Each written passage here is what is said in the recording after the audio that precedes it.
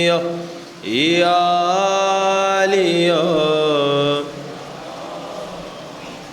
یا محمد یا علی یا علی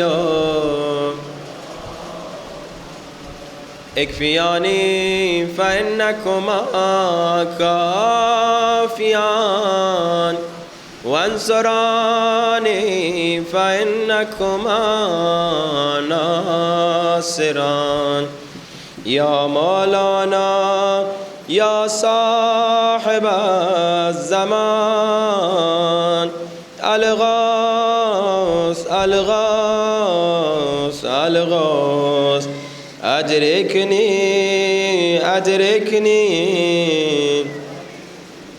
الساعة الساعة الساعة العجل العجل العجل يا أرحم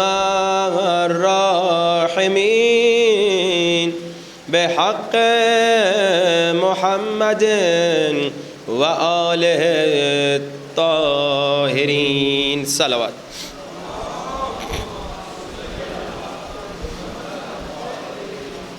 وعجل فرجهم. أما بعد فقد قال الله تبارك وتعالى في كتابه المجيد بسم الله الرحمن الرحيم من قتل نفسا بغير نفس أو فساد في الأرض فكأنما قتل الناس جميعا ومن أحياها فكأنما أحيا الناس جميعا. بلند ترین صلوات. وآلہ وعجل فرجہم. اذان واجب الاحترام مسلسل گفتگو ہو رہی ہے کہ خالق کائنات ارشاد فرما رہا ہے لوگو اسلام دین امن ہے. اسلام میں ایک بے گناہ انسان کا قتل پوری انسانیت کے قتل کے برابر ہے. اچھا کمال کی آیت.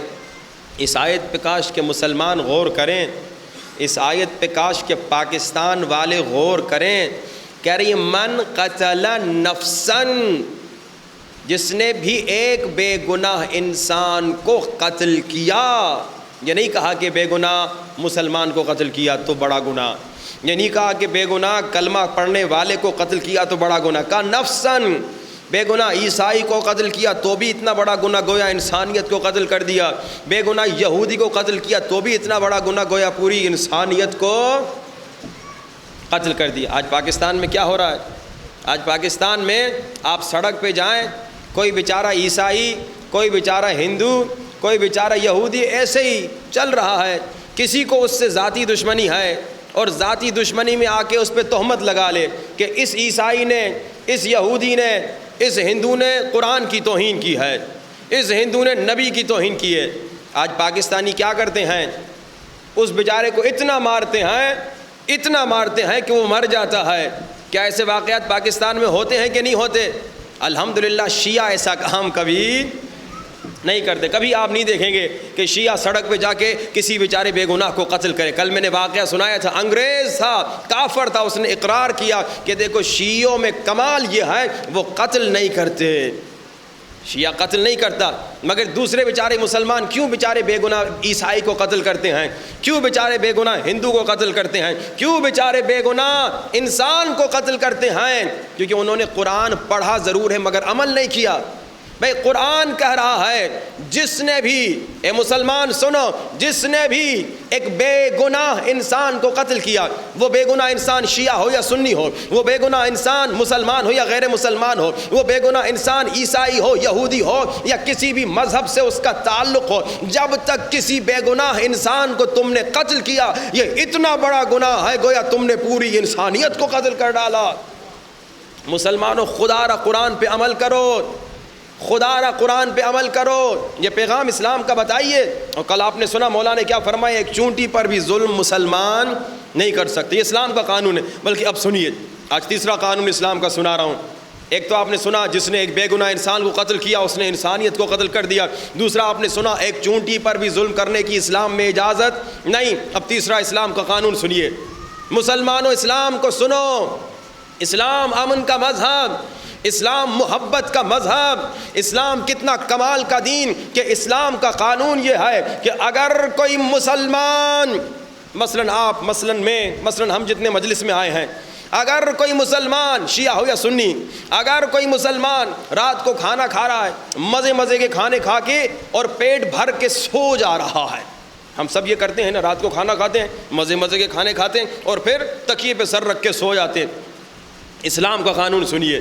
اگر کوئی مسلمان رات کو کھانا کھا رہا ہے، پیٹ بھر کے کھانا کھا رہا ہے اور کھانا کھا کے سو جا رہا ہے، لیکن اس کا پڑوسی جو کہ شاید سنی ہو، جو کہ شاید ہندو ہو، جو کہ شاید شیعہ ہو، جو کہ شاید عیسائی ہو، جو کہ شاید مسلمان ہو اور شاید غیر مسلمان ہو، اسلام کہہ رہا ہے اے مسلمان، اگر تو رات کا کھانا کھا کے سو رہا ہے اور تیرا پڑوسی چاہے مسلمان ہو چاہے غیر مسلمان ہو، اگر وہ بھوکا سو گیا تو گنہگار ہے.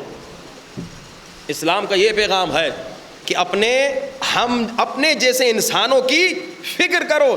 اب وہ پڑوسی شیعہ ہو یا سنی ہو، وہ پڑوسی عیسائی ہو یا یہودی ہو یا ہندو ہو یا مرہٹ ہو یا سکھ ہو، کیونکہ تمہارا پڑوسی ہے، کیونکہ تم جیسا انسان ہے. اگر تم نے اپنے پیٹ کی فکر کی، اپنے پڑوسی کی فکر نہیں کی اور وہ بھوکا سو گیا تو تم گنہگار ہو. اتنا عظیم اسلام کا پیغام. مگر آج کیا ہو رہا ہے؟ کیا پڑوسیوں کی عزت کرتے ہیں؟ کیا پڑوسیوں کا خیال رکھتے ہیں؟ آج کل تو بڑے بڑے شہروں میں تو پتہ بھی نہیں چلتا کہ ساتھ والے پڑوسی کو کیا مشکل ہے، کیا مصیبت ہے، ان کے گھر میں کوئی مرا، کوئی زندہ ہے، کوئی مشکل ہے، کوئی مصیبت، کوئی خبر نہیں لیتا.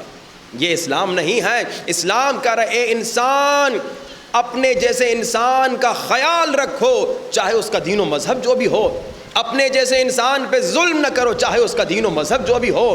تم انسان ہو تو انسان کا خیال رکھنا واجب. تم انسان ہو تو انسان کی جان بچانا واجب. تم انسان ہو تو انسان کا خیال رکھنا واجب. اسلام تو کہہ رہے حیوانوں کا بھی خیال رکھو. یہ ہے حقیقی اسلام. لیکن آپ نے سنا لوگ کیوں اس اسلام کے پیغام سے دور ہو گئے؟ کیونکہ لوگ علی سے دور ہو گئے. علی کے در پہ آ جائیں تو تمام مشکلات ختم ہو جائیں، سارے مسلمان ویسے بن جائیں جیسے رسول خدا چاہتے ہیں کہ مسلمان ہونے چاہیے. مگر یہ تو آیت کا پہلا حصہ، اس پہ روزانہ مختصر گفتگو ہوتی ہے. اب آیت کا دوسرا حصہ، ومن احیاھا فکأنما احیا الناس جمیعا. جس نے ایک انسان کی زندگی کو بچایا، جس نے ایک انسان کی جان کو بچایا، اس نے گویا اتنا عظیم ثواب کر لیا، اتنا عظیم کام کر لیا، گویا اس نے پوری انسانیت کو بچا لیا. اب مسلسل گفتگو ہو رہی ہے کہ میرے مولا علی نے اللہ کے رسول کو بچایا اور اللہ کے رسول کو بچانے کی خاطر اپنی جان کی فکر نہیں کی، بلکہ کہا یا رسول خدا اگر آپ بچتے ہیں تو علی تلواروں کے سائے میں سو جائے گا. اب کل تک میں نے دو وجوہات بتائیں کہ اللہ کے رسول نے اپنے بھائی علی کو موت کے بستر پہ کیوں سلایا. وجہ نمبر 1، دوسروں میں دم نہیں تھا، دوسروں میں طاقت نہیں تھی. وجہ نمبر 2، کل آپ نے سنا نور کے بستر پہ کوئی بے نور نہیں آ سکتا. آج تیسری وجہ بھی سن لیجئے. اللہ کے رسول نے علی کو اپنے بستر پہ کیوں سلایا؟ بھئی آپ اپنے بھائی کو خطرے میں ڈالیں گے؟ عام طور پہ تو نہیں ڈالیں گے، اور وہ بھائی جس سے آپ کو بہت محبت ہو اس کو خطرے میں نہیں ڈالیں گے. مگر اللہ کے رسول نے اپنے پیارے بھائی علی ابن ابی طالب کو موت کے بستر پہ لٹا دیا. کیوں؟ فرمایا تاکہ کافروں کی امانتوں کو واپس لوٹا کر آئیں. کافروں کی امانتوں کو واپس لوٹا کر آئیں. اور امانتوں میں کمال یہ کہ اللہ کے رسول نے علی مولا کو یہ نہیں بتایا کہ علی یہ فلاں کی امانت ہے، یہ فلاں کی امانت ہے، بس کہا یا علی امانتوں کو واپس لوٹا کے آنا. علی نے بھی نہیں پوچھا کون سی کس کی امانت، کون سی کس کو دوں، کون سی کس کو دوں. بس دوسرا دن آیا، علی مولا نے اعلان کیا اے کافروں امانتیں لینے آ جاؤ، اے مشرکوں امانتیں لینے آ جاؤ. علی چہرہ دیکھتے تھے، کہتے تھے یہ تیری ہے، یہ تیری ہے. علی کا کمال. علی مولا علی مولا یہ نہیں کہتے تھے کہ کوئی سند دکھاؤ کہ رسول نے تم سے امانت لی ہو، کوئی رسید دکھاؤ کہ رسول نے تم سے امانت لی ہو. یہاں چہرہ دیکھتے تھے کہتے تھے یہ تیری, چہرہ دیکھتے تھے یہ تیری. اور کسی مشرک نے نہیں کہا کہ کسی اور کی امانت مجھے مل گئی. ہر مشرک یہ کہتا ہوا گیا میری امانت مجھے واپس مل گئی. اچھا, امانتوں کو واپس لوٹانے کے لیے میرے مولا رسول خدا نے اپنے بھائی علی کی جان خطرے میں ڈال دی. یہ بہت کمال کا نقطہ ہے. اسی شب ہجرت کی وجہ سے ایک بہت بڑا مسئلہ حل ہو رہا ہے کہ بھائی رسول خدا امانتوں کو, کس کی امانت؟ کافروں کی امانت. کس کی امانت؟ مشرکوں کی امانتوں کو واپس لوٹانے کے لیے اپنے بھائی کی جان خطرے میں ڈال رہے ہیں. کیونکہ آپ تو جانتے ہیں اس زمانے میں مشرک, جیسے آج کل بینک ہوتے, اس زمانے میں تو بینک نہیں تھا, لوکر نہیں تھا. تو مشرک اور کافر یا اس زمانے کے لوگ اپنا پیسہ کسی امین کے پاس رکھواتے تھے. اب مشرکوں کافروں سے پوچھو, اے مشرکوں, اے کافروں, تم اپنا پیسہ کہاں رکھواتے ہو؟ تو مشرک اور کافر کہتے تھے ہم ہیں تو محمد کے دشمن مگر امانتیں محمد کے پاس رکھواتے ہیں. کمال ہے. اللہ اکبر, یا رسول اللہ. کیا کہا؟ ہم ہیں تو محمد کے دشمن مگر امانتیں محمد کے پاس. کیوں بھائی؟ تم تو خون کے پیاسے ہو, تم نے تو اپنے جوانوں کو بھیجا تاکہ محمد کو قتل کر ڈال. کہا خون کے پیاسے ہیں, دشمنی اپنی جگہ پر ہے, مگر بچپن سے ہم دیکھ رہے ہیں, پچھلے 40 سالوں سے ہم دیکھ رہے ہیں کہ ہمارے مکے میں اگر سب سے بڑا امین ہے تو محمد ہے, اگر سب سے بڑا شریف ہے تو محمد ہے, اگر سب سے بڑا ایماندار ہے تو محمد ہے. اے محمد کے ماننے والوں, جب تمہارا نبی, جب تمہارا آقا, جب تمہارا مولا صادق بھی ہے, امین بھی ہے, ایماندار بھی ہے, سچا بھی ہے, امانت دار بھی ہے, تو محمد کے ماننے والوں کو بھی ویسا ہونا چاہیے کہ لاہور شہر میں پوری دنیا کہے اگر امین ہے تو محمد کے ماننے والے, اگر سچے ہیں تو محمد کے ماننے والے, اگر ایماندار ہیں تو محمد کے ماننے والے. مگر آج اگر دنیا میں کہا جائے سب سے بڑا کرپٹ ملک کہاں کا ہے تو استغفر اللہ, توبہ استغفر اللہ کہتے ہیں ہمارا ملک. ہم جب باہر جاتے ہیں پاکستانی ہونے کی وجہ سے اکثر دیکھتے ہیں کہ بیچارے پاکستانیوں کو الگ لائن میں کھڑا کر دیا جاتا ہے. جس کا نام محمد ہو اس کو الگ لائن میں کھڑا کر دیا جاتا ہے. کیوں؟ کیونکہ ہم نے غلطی کی, ہم نے رسول کی پیروی نہیں کی. ہمارے رسول کا کمال یہ کہ مشرکوں میں رہ رہے ہیں, وہ مشرک جو خون کے پیاسے ہیں, جو قتل کرنا چاہ رہے ہیں, مگر اپنی امانتیں رسول کے پاس رکھوا رہے ہیں. کیوں؟ کیونکہ امین ہے, یہ اپنی جان کو خطرے میں ڈالے گا مگر ہماری امانتیں نہیں کھائے گا. یہ اپنے بھائی کو خطرے میں ڈالے گا مگر ہماری امانتوں کو نہیں کھائے گا, ہماری امانتیں واپس دے گا, ہمارا پیسہ واپس دے گا. اس کا مطلب یہ ہے کہ مسلمانوں میں کبھی کوئی بے ایمان نہیں ہونا چاہیے. مسلمانوں میں کبھی کوئی بے ایمان نہیں ہونا چاہیے, مسلمانوں میں کبھی کوئی دھوکے باز نہیں ہونا چاہیے. مگر کیوں سب سے زیادہ بے ایمانی پاکستان میں, کیوں سب سے زیادہ دھوکہ پاکستان میں جو کہ سب مسلمان ہیں؟ اس کی ایک وجہ آپ نے سنی, کیونکہ یہ علی کی پیروی نہیں کرتے. دوسری وجہ آج سن لیجئے, کیونکہ یہ نبی کی بھی پیروی. پاکستانی اگر نبی کی پیروی کرتے تو علی کو مولا مانتے.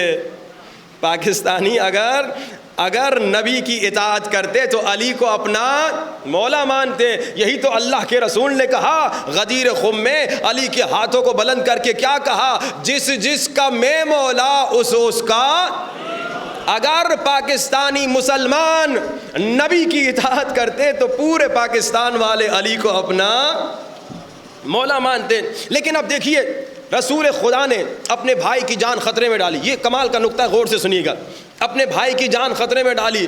علی تو تلواروں کے سائے میں سو جا, علی تو نیزوں کے سائے میں سو جا. کافر آ کے ٹکڑا ٹکڑا کر سکتے ہیں, کافر آ کے شہید کر سکتے ہیں, مگر علی تو سو جا تاکہ کافروں کی, تاکہ مشرکوں کی امانتوں کو کل واپس لوٹا کرا, تاکہ کافروں کی امانت بغیر امین کے نہ ہو, تاکہ مشرکوں کی امانت بغیر امین کے نہ ہو. اب اسی شب ہجرت سے ایک بہت بڑا مسئلہ حل ہو رہا ہے. رسول خدا کے بعد مسلمانوں میں 2 گروپ بن گئے.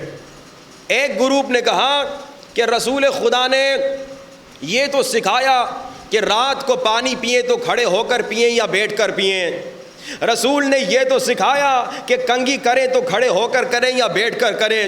رسول خدا نے یہ تو سکھایا کہ برش کریں تو کس انداز سے کریں. رسول خدا نے یہ تو سکھایا کہ لیٹیں تو کیسے لیٹیں. رسول خدا نے یہ تو سکھایا کہ چلیں تو کیسے چلیں. رسول خدا نے ہر چھوٹی چیز سکھائی. یہ ایک گرو کا عقیدہ ہے, مسلمانوں میں ایک گرو کا عقیدہ ہے. رسول نے ہر چھوٹی چیز سکھائی, مگر جب جانے لگے تو رسول خدا نے کہا دیکھو میں نے کنگھی کرنا تو سکھایا, میں نے پانی پینا تو سکھایا, میں نے چلنا پھرنا تو سکھایا, مگر میں یہ نہیں بتا کے جاؤں گا کہ میرے بعد خلیفہ کون ہے. میں کنگھی کرنا تو بتا رہا ہوں کہ کیسے کنگھی کرو, میں برش کرنا تو بتا رہا ہوں کہ کیسے برش کرو, میں اٹھنا بیٹھنا چلنا پھرنا تو بتا رہا ہوں کہ کیسے چلو پھرو, ٹوائلٹ میں پہلے کون سا پاؤں رکھو, مسجد میں پہلے کون سا پاؤں رکھو, یہ سب سکھا کے جا رہا ہوں, مگر یہ بتا کے نہیں جا رہا کہ میرے بعد جانشین کون ہوگا. بلکہ اس گروہ کا عقیدہ یہ ہے کہ رسول خدا نے کہا کہ میں جا رہا ہوں, تم اپنوں میں سے کسی ایک کو انتخاب کر دینا. اچھا عجیب, یہ ایک گرو کا عقیدہ ہے, یہ سچ سچ بات بتا رہا ہوں. رسول خدا کے جانے کے بعد ایک گرو کا یہ عقیدہ بن گیا. اچھا عجیب و غریب عقیدہ ہے. اسی عقیدے کو دیکھ کر ایک سنی فلسطینی عالم مسلمان شیعہ ہو گیا. جو سنی تھا مسلمان تھا مگر فلسطین کا رہنے والا, یہ سنی شیعہ ہو گیا اسی عقیدے کو دیکھ کر. کہتا ہے کہ میں سنی عالم تھا اور پوری زندگی سنی تھا مگر متعصب سنی نہیں تھا. الحمدللہ ہمارے سنی بھائی متعصب نہیں ہیں. اگر سنی بھائیوں کو حق دکھا دیا جائے وہ فوراً مذہب حقہ کی طرف آ جاتے ہیں. سنی میں کوئی متعصب الحمدللہ نہیں ہے, اور سنی محب اہل بیت بھی ہیں. اس نے کہا میں سنی تھا, میرا عقیدہ یہ تھا کہ رسول خدا نے جانشین انتخاب نہیں کیا. میرا عقیدہ یہ تھا کہ رسول خدا نے کہا تم اپنوں میں سے کسی کو انتخاب کر لو میرے جانے کے بعد. کہا یہ میرا عقیدہ تھا. کہا میں شیعوں کی کتابوں کو پڑھتا تو تھا, شیعوں کی کتابوں کو پڑھتا تو تھا. المراجعات جیسی کتاب پڑھی, یہ بڑی بڑی کتابیں ضرور پڑھیے. شبہائے پشاور یہ ضرور پڑھیے. تیجانی صاحب کی کتابیں جو ہے مناظرے کی وہ ضرور پڑھیے. نائٹس آف پشاور پڑھیے, المراجعات پڑھیے, الغدیر پڑھیے. یہ وہ کتابیں ہیں جو علمی خزانہ ہے, جو ہماری عوام اس سے غافل اور دور ہے. یہ ضرور پڑھیے. اگر یہ 4-5 کتابوں کو جو میں نے نام لیا اگر آپ پڑھ لیں تو جس سے بھی بات کریں گے اسے شیعہ بنا کر ہی رکھیں گے, اتنی پاورفل. کہا میں نے یہ کتابیں پڑھی مگر مجھے شیعہ مذہب سمجھ میں نہیں آیا, میں شیعہ مذہب کو صحیح سمجھ نہیں پایا.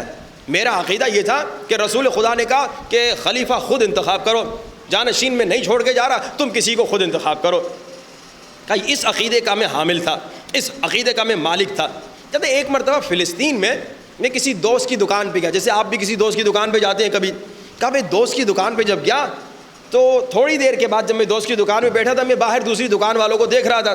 اچانک اذان کی آواز آئی, اللہ اکبر اللہ اکبر.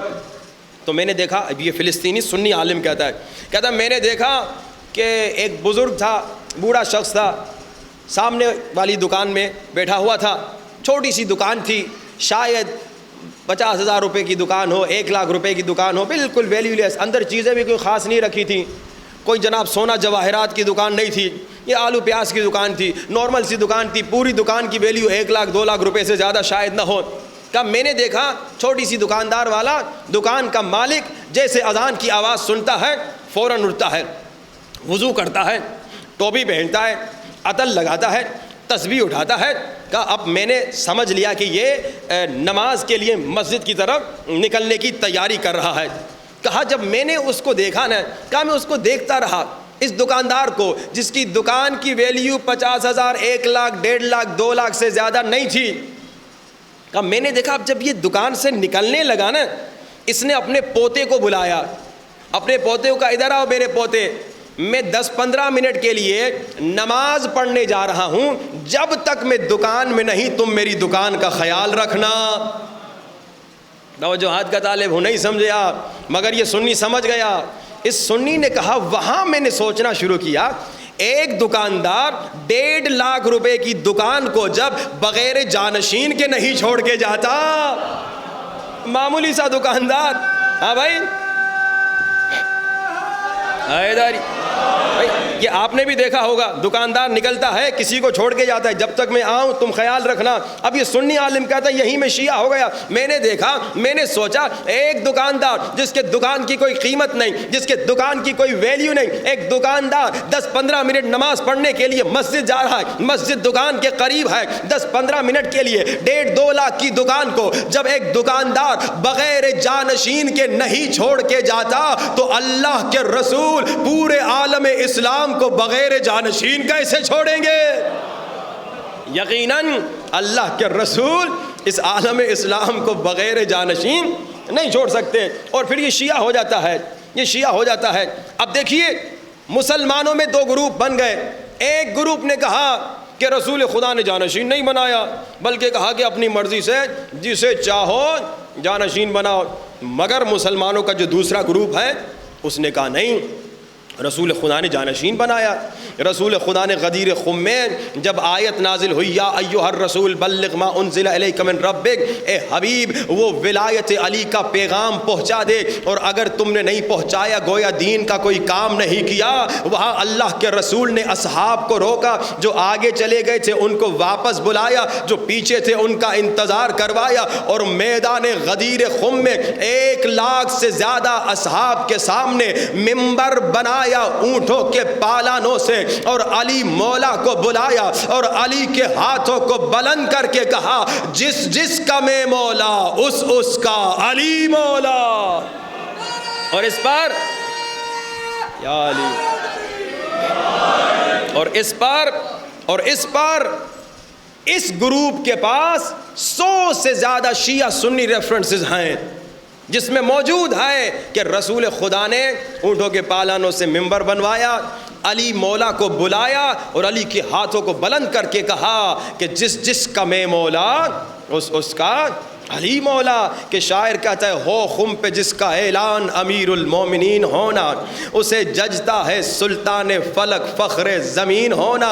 بشر تو کیا فرشتے ہی دل میں کہہ اٹھے علی کو زیب دیتا ہے نبی کا جانشین ہونا۔ اچھا عجیب بات ہے،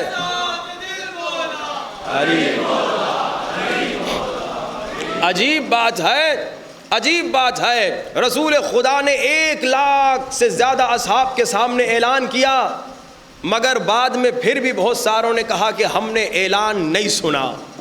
اچھا رسول خدا جانتے تھے کہ بہت سارے لوگ مکر جائیں گے، اللہ کے رسول نے خود بھی اعلان کیا اور ساتھ میں ایک صحابی کھڑا کر دیا جس کی آواز بہت بڑی تھی۔ اس زمانے میں لاؤڈ اسپیکر تو نہیں تھا، مگر ایسے لوگ تھے جن کی آوازیں بڑی تھیں۔ کہا جو میں کہہ رہا ہوں اسے ریپیٹ کرنا تاکہ سب سن لیں۔ صرف یہ نہیں بلکہ علی کے ہاتھوں کو بلند کر کے دکھایا، اگر کان خراب ہیں آنکھیں تو صحیح ہیں۔ اچھا لیکن عجیب لوگ ہیں، جب سننے پہ آئیں تو وہ باتیں بھی سن لیتے ہیں جو رسول خدا نے کان میں چچا ابو طالب کو سنائی۔ عجیب لوگ ہیں، کہتے ہیں ہم نے سنا رسول نے کان میں اپنے چچا کو کہا کلمہ پڑھ لو۔ بھائی عجیب لوگ ہیں، جب سننے پہ آئیں تو کان والی بات سن لے، اور جو نہ سننے پہ آئیں تو غدیر کا اعلان نہ سنے۔ عجیب بات ہے، لیکن صرف اعلان نہیں ہوا، اعلان ہوا، دوسرے نے ریپیٹ کیا، رسول نے ہاتھوں کو بلند کیا۔ صرف یہ نہیں بلکہ تمام مسلمانوں نے علی کی بیعت کی۔ خواتین نے پانی میں ہاتھ ڈال کے بعض روایات کے مطابق بیعت کی۔ نہ صرف یہ، مسلمانوں کے بڑے بڑے عہدیداروں نے کہا یا علی مبارک ہو، آج میرے بھی مولا بن گئے، آج سارے مسلمانوں کے مولا بن گئے۔ ایک جملہ کہوں، ایک جملہ کہنے کی اجازت دیجئے، ایک جملہ کہنے کی اجازت۔ تاریخ میں یہ جملہ موجود ہے، اٹھا کے دیکھیے، تاریخ بغداد اہل سنت کی کتاب ہے، اس میں یہ ریفرنس موجود ہے کہ ایک شخص آ گیا مسلمانوں کا دوسرا خلیفہ، اور اس نے کہا یا علی مبارک ہو، آج میرے مولا بن گئے اور ہر مسلمان کے مولا بن گئے۔ مولا تو کہا مگر کاش کہ ایک بار دل سے مولا کہتا، اگر دل سے مولا کہتا آج مسلمانوں میں اختلاف ہی نہ ہوتا۔ عزیزان محترم، اب گفتگو کی طرف واپس چلیں۔ مسلمانوں میں 2 گروپ بن گئے۔ شب ہجرت سے میں نے کہا بہت بڑا مسئلہ سولو ہو رہا ہے۔ ایک گروہ نے کیا کہا، رسول خدا نے جانشین نہیں بنایا، کہا جسے چاہو بنا لو. مگر دوسرے گروپ نے کہا جس کے پاس 100 سے زیادہ ریفرنسز ہیں، جس کے پاس 100 سے زیادہ اصحاب کے جملے ہیں کہ اصحاب رسول نے کہا ہم نے سنا، رسول خدا نے کہا جس جس کا میں مولا اس کا علی مولا. اصحاب نے کہا ہم نے سنا، جس جس کا میں مولا اس کا علی مولا. 100 سے زیادہ اصحاب نے کہا، 100 سے زیادہ شیعہ سنی ریفرنسز موجود ہیں کہ اللہ کے رسول نے غدیر میں علی کو اپنا جانشین اعلان کیا. اب شب ہجرت سے یہ مسئلہ سولو ہو رہا ہے. شب ہجرت سے کیسے سولو ہو رہا ہے؟ رسول خدا نے کافروں کی امانتوں کو بغیر امین کے نہیں چھوڑا. رسول خدا نے مشرکوں کی امانتوں کو واپس لوٹانے کے لیے علی کو خطرے میں ڈال دیا. وہ نبی جو کافروں کی امانتوں کو بغیر امین کے نہیں چھوڑتا، وہ نبی جو مشرکوں کی امانتوں کو بغیر امین کے نہیں چھوڑتا. اللہ کہہ رہا ہے حبیب اسلام خدا کی امانت ہے، شریعت خدا کی امانت ہے، دین خدا کی امانت ہے. تو وہ نبی جو کافروں کی امانتوں کو بغیر امین کے نہیں چھوڑتا، وہ اللہ کی امانت کو بغیر امین کیسے چھوڑے گا؟ یقیناً وہ اللہ کی امانت کو بھی بغیر امین کے نہیں چھوڑے گا. تو عزیزان محترم، شب ہجرت کو جو میرے مولا علی سوئے، اس سے یہ بہت بڑا مسئلہ سولو ہو رہا ہے کہ علی سوئے تاکہ تاریخ کو بتا دیں کہ رسول کا جانشین اور خلیفہ بھی وہی ہے جو مشرکوں کی امانتوں کو واپس لوٹا رہا ہے. رسول کا بلا فصل خلیفہ وہی ہے جو مشرکوں کی امانتوں کو واپس لوٹا رہا ہے. اب چلیے تیسرے موضوع کی طرف. ہم نے کیا کہا کہ بھائی من احیاہا، جس نے ایک انسان کو زندہ کیا، جس نے ایک انسان کی زندگی بچائی. اب